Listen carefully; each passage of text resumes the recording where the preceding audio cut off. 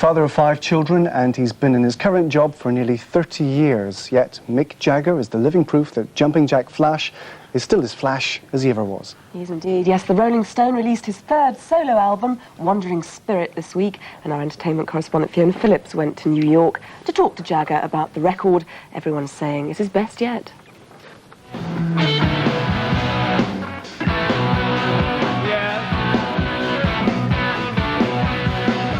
Hey, look here, won't see my gun. It's a Uzi and it packs a lot of punch. It sure is loud, I've got it fixed. You wanna feel, you wanna touch this little bit. I think people don't take you quite as seriously as a songwriter. Are you aware of that, do you think? The fact that because you are a performer and because you're Mick Jagger, you're not really taken as seriously as Dylan and Clapton or... I know, well, I don't really care, you know. Yeah. I'm not here to be taken seriously. I mean, that's not my raison d'etre. my exactly, just what I was jumping for. That's not my raison d'etre. I don't really take popular music that seriously. And writing is really important to me because I like writing. It's much more enjoyable to perform your own songs than always performing other people's. But I think enough people know that I write, you know. I don't think they do. Well, I do. But I can still paint the town all the colors of your evening gown while I'm waiting for your blonde hair to turn grey. People concentrate on what I do at weekends. You know, if I have a weekend off or whatever. But that's the English press, really. It's only the English press, I'm afraid. You know, and people in England do concentrate a lot on people's personal lives. And as you say, they grudgingly say, well, this is a pretty good record, but it's still not really very good because, you know, he has a frivolous lifestyle, whatever that means. Yeah, and Keith is sort of taken more seriously as the muso because people imagine him sitting there wasted with his bottle of Jack Daniels, writing... Which, of course, isn't true either. Yeah, you know? exactly. I mean, you know, Keith doesn't sit there writing with a bottle of Jack Daniels either. It doesn't work like that. I heard you did a very good impression of him the other night on Saturday Night Live. You couldn't repeat it, could you? I can't do it, you see, I fall can't into it. No, I can't fall into it because I love to do it with the complete props, with the wig and the thing and the cigarette, and it was very funny actually, but I was playing Keith very right wing. You know, it was good fun. Are you good friends? Yeah, we're very good friends. Yeah. Well, that's as far as it goes. What about that poor old Bill? He's taken some stick lately. I haven't seen a lot of what he's been up to recently. I've been here. Have you found a replacement for him?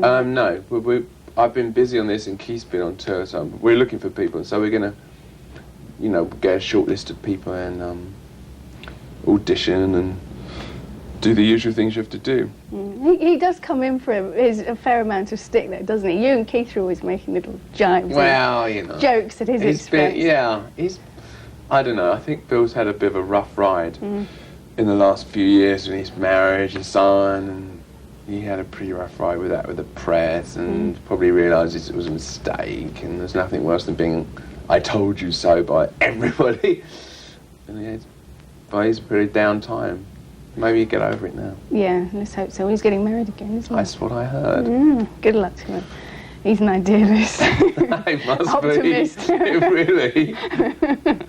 What about you were going back into the studio with Keith? You're going to be writing a new album for the Stones? Yeah, we're going to start in a few weeks to write. We won't go in the studio until we've actually written. Yeah, well, no, that's what I meant. We've got to write the songs first and then go in the studio and record them. And then another tour, And, you know, in that order. In 1994. I mean, I'm just going to start writing the songs first. I'm not signing the contract for the tour yet. But, you know, I'm sure we will. Great. Thank you very much. Nice to talk to you, too. I'm so jealous. Fiona Phillips did that interview. She's with us, as is Ross Benson from the Daily Express. You can just about remember the Rolling Stones, can't you, Ross? It's his heyday. I tell you, he's wonderful. He's now playing the benign old uncle of rock and roll. Aren't they nice? Aren't they sweet? Isn't everything good? But can you remember him sort of 30 years ago? You know, I mean, when he was urinating against garage walls. He probably still does that, only no one knows that. Yeah, And if people you were- take 20-year-old bands these days, they're doing similar sort of Oh, yeah, things. but they're all He's just- copying him. He was just acting They're his all- age, I suppose. No, they were- But listen, he was having a real go at the press, and just about every interview he's done over the past week, he's a real go at people like yourself. Well, he's rich enough. Doorstepping, standing In outside fact, his he's house. only rich enough to afford to say these things because of the attention the press have given him for his entire 30-year career. And you must remember, right at the beginning, he was very, very careful, he and the rest of the band, to gerrymander this. They had Andrew Loog Oldham making sure that when these kind of incidents at petrol stations took place, everyone knew about it. And he would have sort of, you remember the kind of campaign, would you let your daughter marry a Rolling Stone? that's right. This was all done deliberately to attract attention to their private lives as an antidote to the kind of anodyne Beatles. You know, they were the bad ones, these were the bad boys of rock and roll, the Beatles were the goody-goodies.